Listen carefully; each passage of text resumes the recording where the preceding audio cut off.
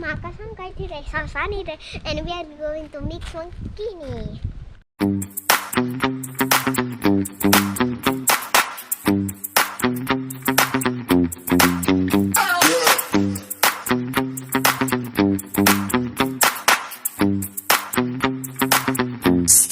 Please like, share, and subscribe.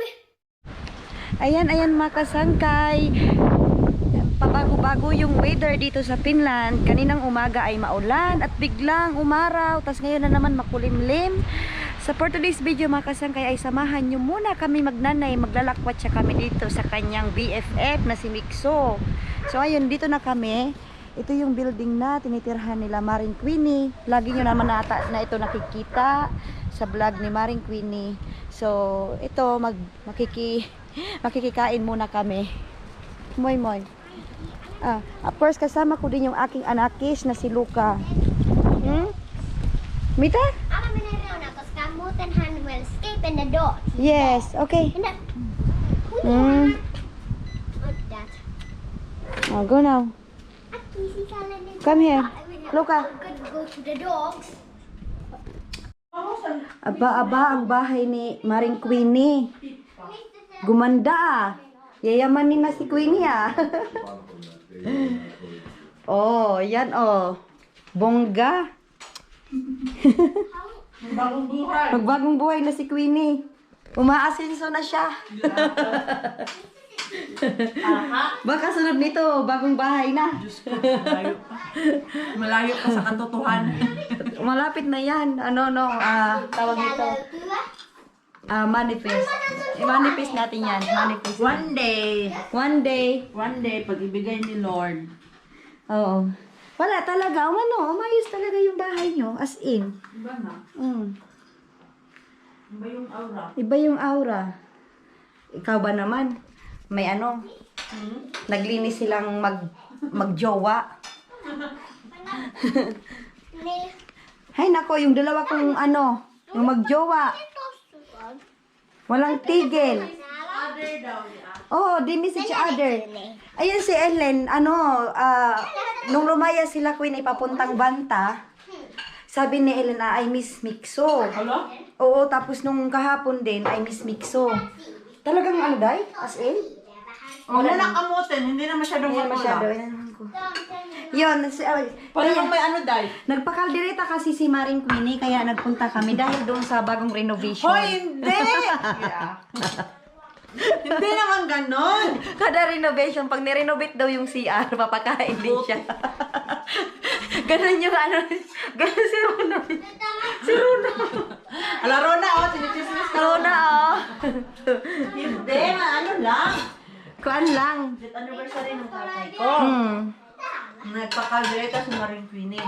Yes. Ayun, tapos nakikain na nga rin kami ni Ellen dahil si Ellen nagreklamo na sa luto ko. Hindi daw masarap yung luto ng nanay niya. Ayun dalawa Hey, mga kasangkay, mga pars. Ellen. Si Pars Mixo, si Kasangkay Ellen. Wala, mga pakialam ang dalawa. Na-miss talaga nila, Day. Namiss talaga yung isa't isa. Maya-maya uwi na kami ni Ellen. Ay nakoy, walang iyakan to. Iyak yan, Day. Iyak yan. Kawawa naman yung yung camera ko na yan. Kasi kahapon, inayos din yan ni Ruby. Tapos, ngayon nandito na naman ako kay Mars Queenie. Siya naman yung nag-ayos. Kasi yung GoPro ko na yan, mga kasangkay. Na yan? Kailan namatay si Miko? Tagal na yun. Magti 3 years na po yan kasi hindi po talaga akin yan. Sa papa yan ni Ellen. Kay Miko yan, Day. Bakit nakabili si Miko ng ganito? Dahil, nung nagkasakit siya, sabi niya, gusto daw niya mag-record about sa kung ano yung Parang remembrance. Remembrance. Ganun pa Tapos, meron dyan siya record na, hindi pa kasi ako nakakaintindi ng finish. Tapos, may record dyan si Papa ni Ellen. Tapos, ngayon, yung SD card na hinahanap ko, hindi ko na mahanap. Nawala yung SD card, Day. Ito, nice ko na.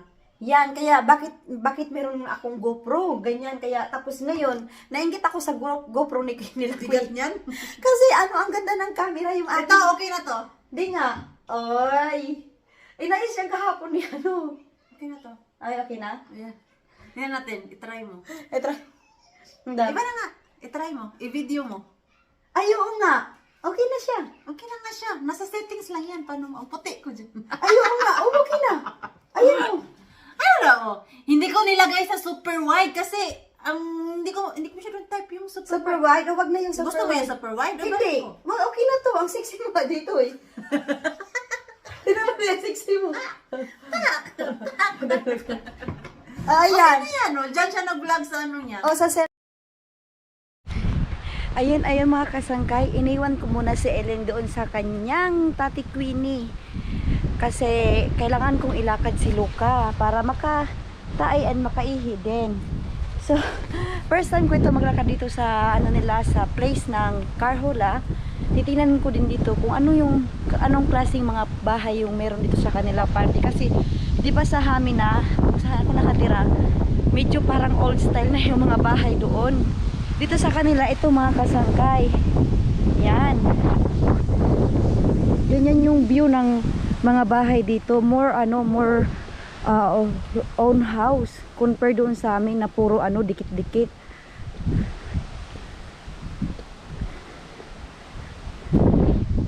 Yan.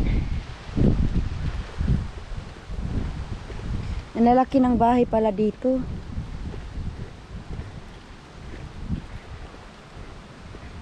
Ang gaganda rin ng bahay pero parang iisa lang yung style.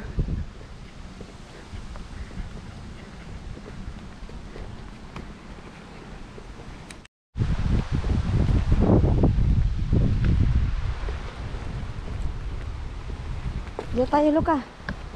Pagod ka na, Luca? Huwag kang mapagod, kailangan mong tumae. Pero yung pagka ano naman ng bahay nila, pagka dikit-dikit pa rin, parang ganun lang din sa amin. Nahiwalay lang ng konti pero parang dikit pa rin.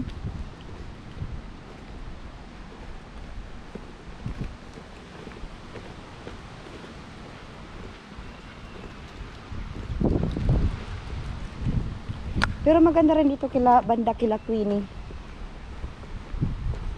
Napakatahimik lang din. Super tahimik naman dito din.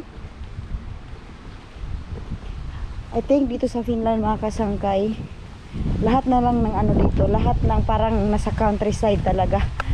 Sobrang tahimik. Tingnan nyo. Kung sa atin pa to ganitong oras, nasa labas na. Si kumare, si kumpare. Ayun, anong latest. Tapos dito talaga wala mga kasangkay oh. Wala man lang nagpapatugtog. Dapat sa ganyan sa atin dyan. Namimiss ko na talaga dyan sa atin mga kasangkay. Mga ganitong oras, meron na nagpapatugtog ng ng mga 80s or 90s na tugtugin. Lalo na ako, din ako music lover.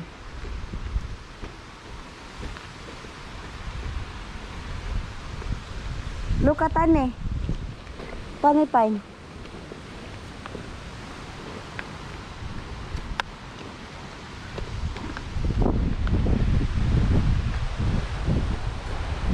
Ay, pakatahimik.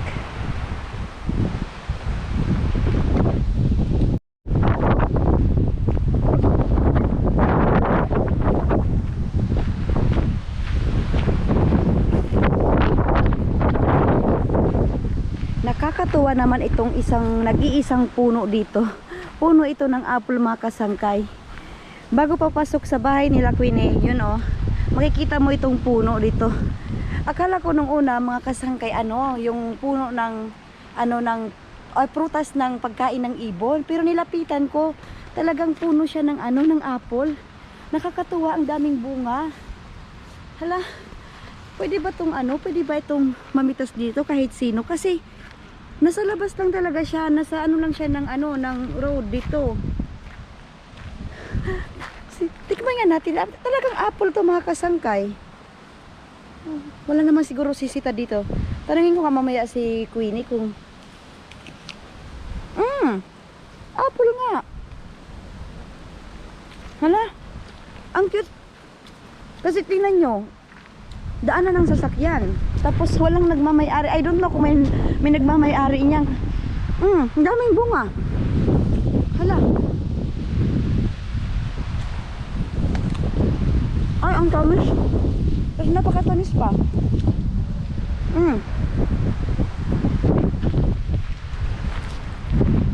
Kukuha pa nga tayo.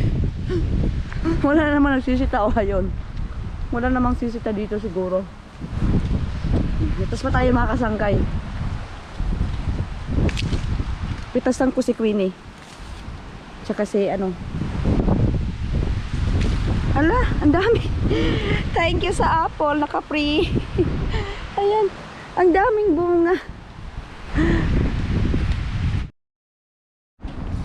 Ayun mga kasangkay, galing na nga kami doon kila Queenie, and then ito papunta na kami ni Ellen dito sa market dahil mamimili po kami ng aming mga pagkain. Wala na po kaming stock ni Ellen katulad ng mga gatas at mga tinapay. Oops. Excited yan, Ate Ellen. Sa ganitong oras po pala ako mga sangkay na mamimili ng mga pagkain dito sa Kanuna na store na ito dahil sa ganitong oras mga alas 6 marami na pong mga nakasale, mga ganyan. Ito yung gusto kong isda yan, oh. For example yan 7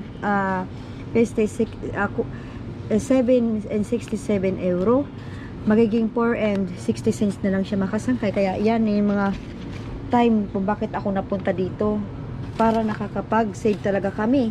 Ang laking save kasi biruin mo yung 9 euro magiging 5 euro na lang, oh, di ba? 4 din 'yon.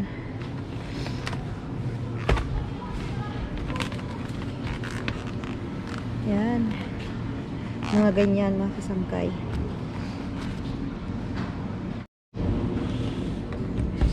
Oh, ito pwede na itong panggisa sa gulay ko, yan.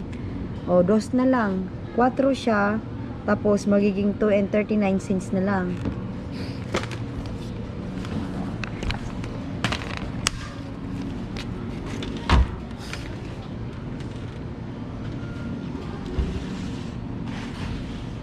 Ayan. O, diba parang hindi ako naghuhula sa nito, sa dumpster.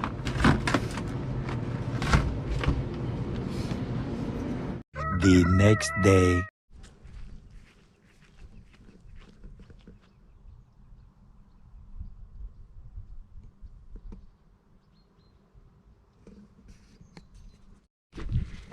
Magandang umaga sa inyong mga kasangkay, and finally rest din namin magnanay ngayon. Kaya naman ang inyong kasangkay ay maraming gagawin mamayang araw or kaya maglalakwat siya din baka. So ayan mga kasangkay, ipapakita ko muna ang aking ate Ellen na dahil rest day daw, sabi niya gusto doon niya mag-iPad. Bahubad pang baby ko Oh. Ayun na nga, nakapag-breakfast na kami ni Ellen, and then dahil parang makulimlim na naman mga kasangkay, o ulan na naman siguro ito buong maghapon. Ito na rin yung sign pala kapag malapit na mag-autumn, lagi nang maulan, tapos makulimlim, sign na po yan ng pataglamig na. Ngayon malamig-lamig na nga ng konti, pero kay Rico pa naman. So ngayon mga kasangkay, dahil nga day off namin magnanay, ay ito yung tatrabahuin ko. Yung grass dito sa namin, sa yard.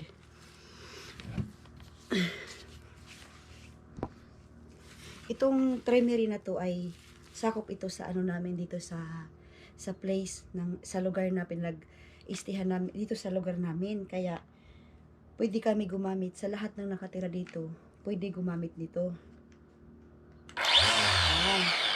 Habang nag-trim ako dyan ng grass mga kasangkay, ay magsha-shoutout na rin ako. Unang-una ko isha-shoutout ay si Ma'am Laura Alvarez. Buti may kaibigan kang laging nandyan para magpasaya ka always. Still ingat palagi kayo mag-ina. God bless, and shoutout din sangkay Rosalie and Ellen. Shoutout kay Ma'am Veronica Balarag. Hello mga kasangkay, shout out from Philippines. Shout out to you at Ma'am Maria Praise Lopez. Shout out next time. Hello and Ellen Rosalie, ingat kayo lagi. Shout out from Valenzuela City. Nanonood ako sa mga vlogs mo. Buhay pa si Mr. mo, gang nawala ng vlog mo. Kaya ang tuwa ko talaga nung bumalik kayo mag-ina. Mag-vlog, God bless always. At Ma'am Sheila Landero, thank you ma'am, shout out. At Ma'am Evelyn Tanoy, hello Rosalie and beautiful Ellen. Good to hear Ellen is going to school na and you vlog sa pinagkatrabahaan mo as practical nurse. Happy to watch that. May exam ka para naging RN at ipagdasal natin yan para makapasa ka. Pa-shoutout ulit ha at pakisama anak ko si Leika. Thank you. Ingat kayo palagi. Shoutout po sa iyong anak na si Leika. Thank you. Good day Rosalie and Ellen. Yehe, pumasok na si Ellen. Ingat kayo lagi Lola Premi from Pasig City. Always watch your vlogs at kina Queenie at Kaya. Pa-shoutout naman Rosalie. Shoutout to you ma'am. Shoutout sa iyo at Ma'am Noemi Paras. Hello Rosalie, kumusta kayo ni Ellen? Pa-shoutout naman ako. At Los Tiongson. Pa-shoutout naman Rosalie from Tacloban City. Pa-shoutout po kasangkay watching from Cagayan de Oro City, Philippines. From Marivic Ladao. Shoutout to you ma'am. Hello, shout out to you, Edmer. Hello, Ellen and Rose. Shout out naman me. At Dales TV. Pa-shoutout ako sangkay Rosalie, watching from San Jose del Monte. Ingat kayo ni Ellen. Shoutout na din po pala sa ating masugid na taga-subaybay at mga bagong subscriber dyan. Maraming salamat. God bless you all. Ayan mga kasangkay, mag-aalas 11 na nga dito na. Mag-aalas 11 na nga ng oras dito ngayon at natapos na ako sa aking gawain. Ngayon naman ay magluluto kami magnanay. Dahil ayaw na naming lumabas para kumain mamaya, para makatipid-tipid nga. So ayan, si Ellen ay magluluto ng egg. Luto ka ng egg? O sige na, batiin mo na yan anak. Wait a minute. You put first the egg. What? The egg here, like this. Yeah. Like that. And then, you can beat it.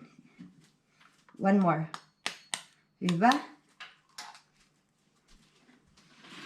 how? Yes, that's good. Yes, wow. Very good. And Then you stir it. Like that.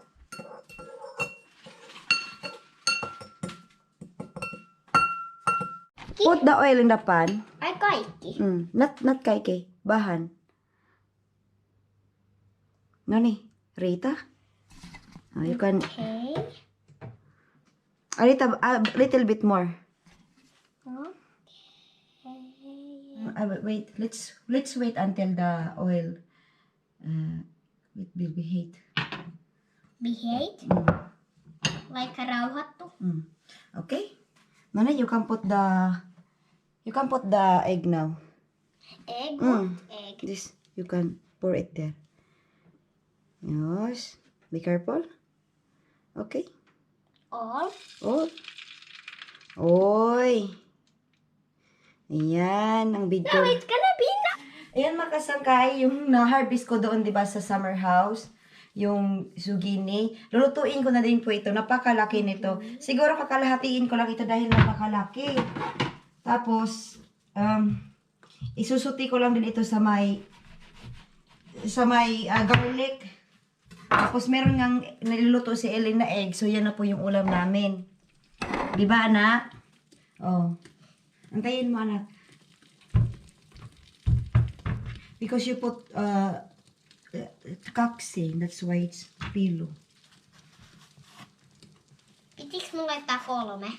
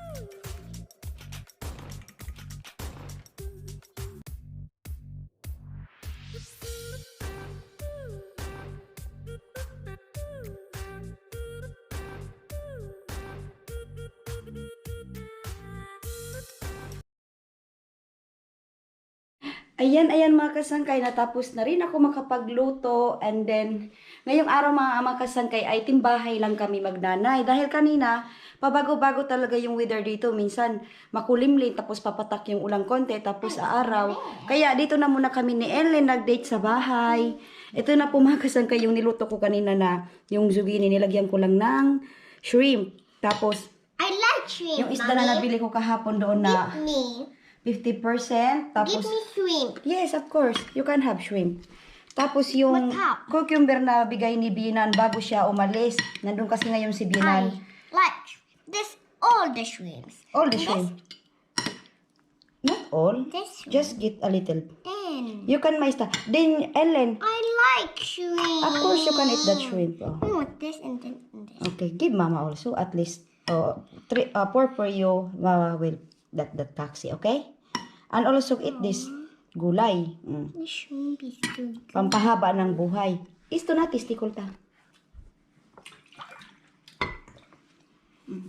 Isto na testi. Thank you Lord for the blessing. Sarap anak. Kain po pala tayo dyan mga kasangkay. Ayan, nag-date lang muna kami sa aming mumunting bahay ni Ellen dahil maulan dyan. As much as possible kasi hinahandaan ko si Ellen ng mga Filipino food kahit sinasabihan niya ako minsan na hindi okay yung pagkain na niluluto ko pero sinasanay ko pa din mga kasangkay dahil yun nga inaalala ko na baka makauwi kami ng Pilipinas kahit papano ay meron siyang nakakain na Pinoy food lalot na yung tatay ko ay magdaragat so ayun puro isda siguro yung ihahain ko dyan kay Ellen doon. At the same time pala mga kasangkay ay mag-i-end na din po kami ng aming vlog for today. Sa yun lang, gusto ko lang magpasalamat ulit sa mga walang sawang sumusuporta dyan. Salamat mga kasangkay kahit hindi kami nakakapag-vlog daily. Pero I will make sure po mga kasangkay na mag-update po kami sa aming buhay-buhay ni Ellen. Maraming salamat sa inyong walang sawang pagsuporta sa amin kahit nung nawala kami ng vlogging for almost 2 years. Salamat po mga kasangkay. Ayun lang. Bye-bye!